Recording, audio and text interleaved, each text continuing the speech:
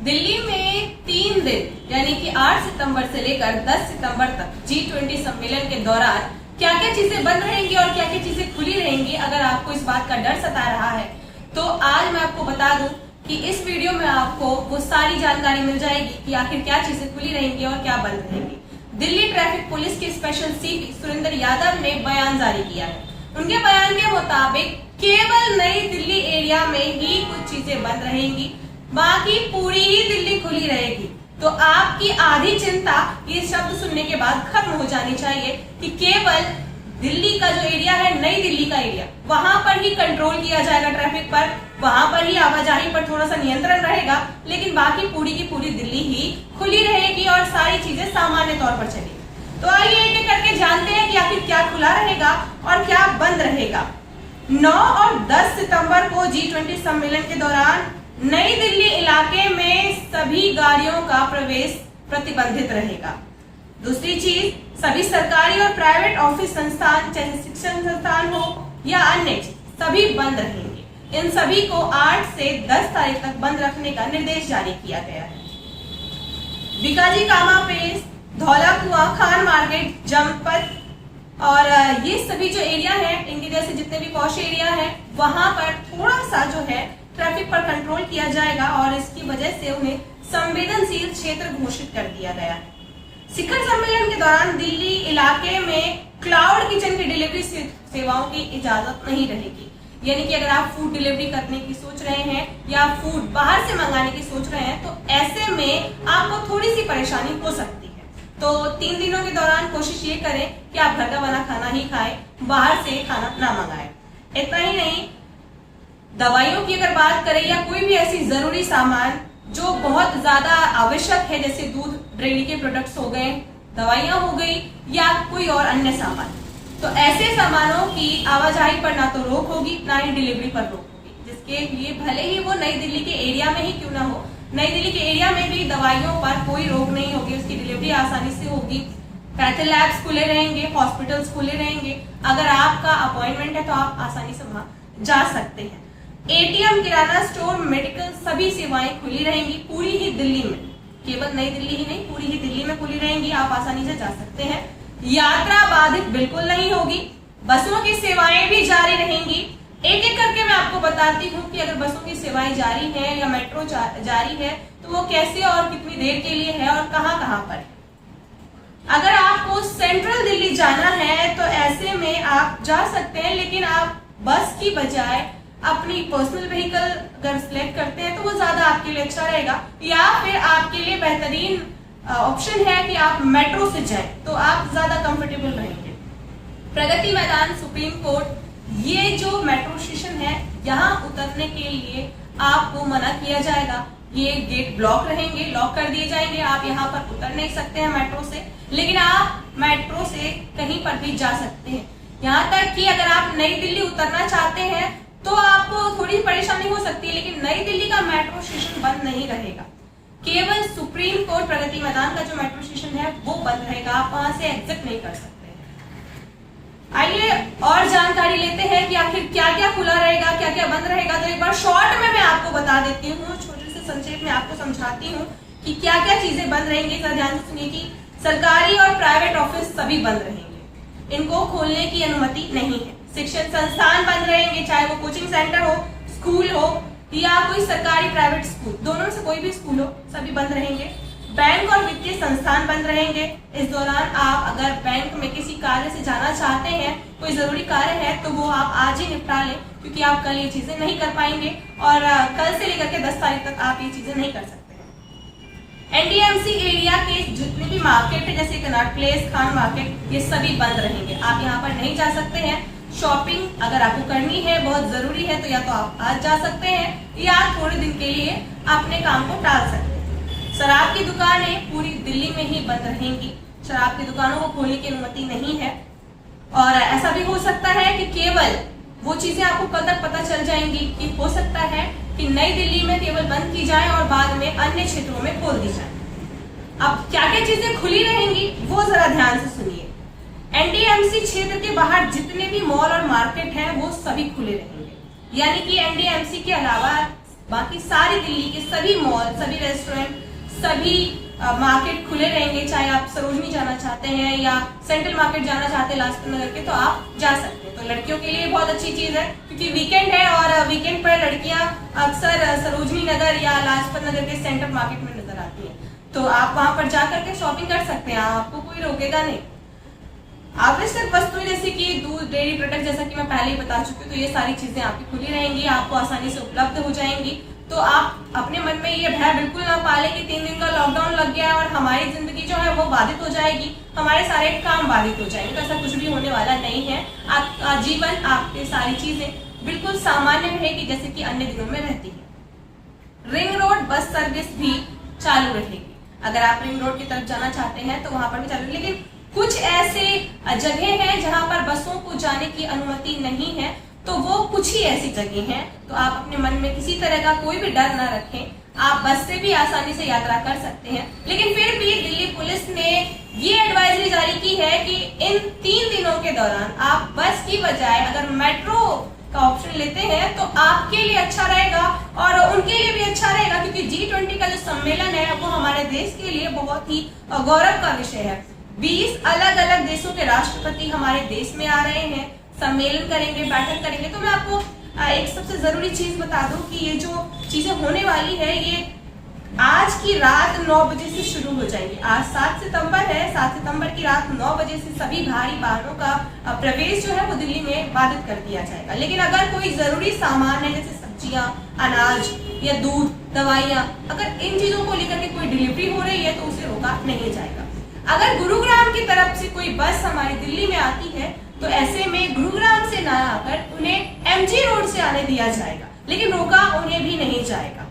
बाकी सभी बॉर्डर, जितने भी NCR के बॉर्डर हैं, सभी पर जितनी भी एंट्री है गाड़ियों की वो सामान्य रूप से चलेंगी।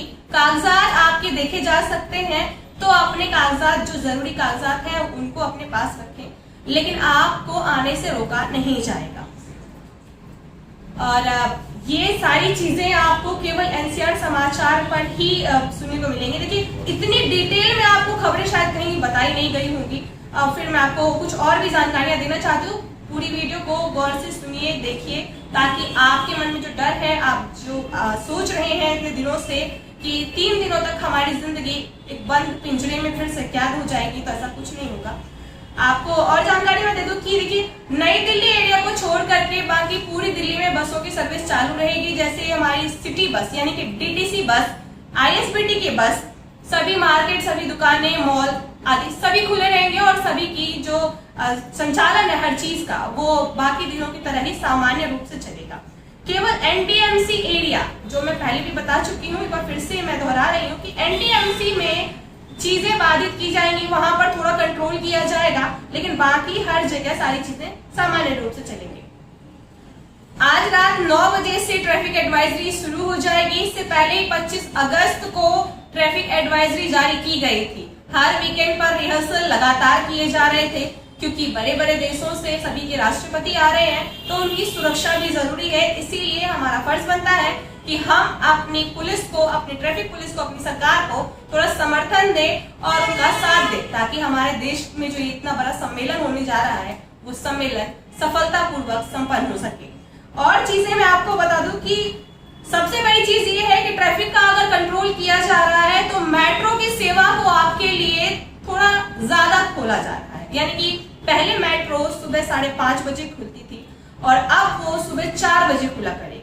यानी कि आप चाहे संडे को भी अगर निकलते हैं बाहर, 10 सितंबर को संडे है, और संडे को अगर आप बाहर निकलते हैं तो आप सबको पता होगा कि रविवार को अक्सर मेट्रो थोड़ा लेट चलते हैं, और दिन 5:30 बजे, और रविवार को थोड़ा सा डिले, कहीं पर 8 बजे, कहीं पर 7 बजे। लेकिन अब इन तीनों ही दिनों के दौरान मेट्रो की सेवा सुबह 4 बजे से शुरू हो जाएगी। तो आपको बहुत ज्यादा सुविधा होने वाली है, आप आसानी से मेट्रो से ट्रेवल कर सकते हैं। नई दिल्ली से अगर कोई प्रवेश करना चाहता है, एयरपोर्ट की जो सेवाएं हैं वो बंद नहीं है, लेकिन आपको पिकअप करने के लिए कोई गाड़ी वहां नहीं आ सकती। आप जैसे कैब बुक करते हैं, ओला, उबर बुक करते हैं, वो सब चीजें आपको नहीं मिलेंगी। अगर आपकी खुद की गाड़ी है तो आप अपनी खुद की गाड़ी से कहीं भी जा सकते हैं। अगर आप दिल्ली के रेसिडेंट हैं तो आप आसानी से दिल्ली में अपने कागजात दिखा करके प्रवेश कर सकते हैं, आपको रोका नहीं जाएगा। लेकिन अगर आप ये सोचेंगे कि आपको टैक्सी लेने आएगी या आप ओला उबर बुक करेंगे तो वो आपको लेने के लिए आएंगे, तो ये पॉसिबल नहीं है, मुमकिन नहीं है। अगर आप नई दिल्ली वाले एरिया से आना चाहते हैं तो, बाकी अन्य क्षेत्रों से आना चाहते हैं तो वो सब सामान्य रूप से चलेगा, आप आ सकते हैं। और दूसरी चीज, अगर कोई दिल्ली का वासी नहीं है और नई दिल्ली से प्रवेश कर रहा है तो उसके लिए ये 3 दिन सही नहीं है। आप किसी और क्षेत्र से प्रवेश कीजिए या 3 दिनों के लिए अपनी योजना को टाल दीजिए, क्योंकि आप इस तरीके से नहीं आ सकते। और नई दिल्ली जो ट्रेनें रुकने वाली थी, वो नई दिल्ली ट्रेनें जो भी कई सारी ऐसी ट्रेनें हैं जिनको रद्द कर दिया गया है 3 दिनों के लिए, उनका यहाँ आना मना कर दिया गया है, तो ट्रेनें बहुत सारी रद्द हो गई हैं।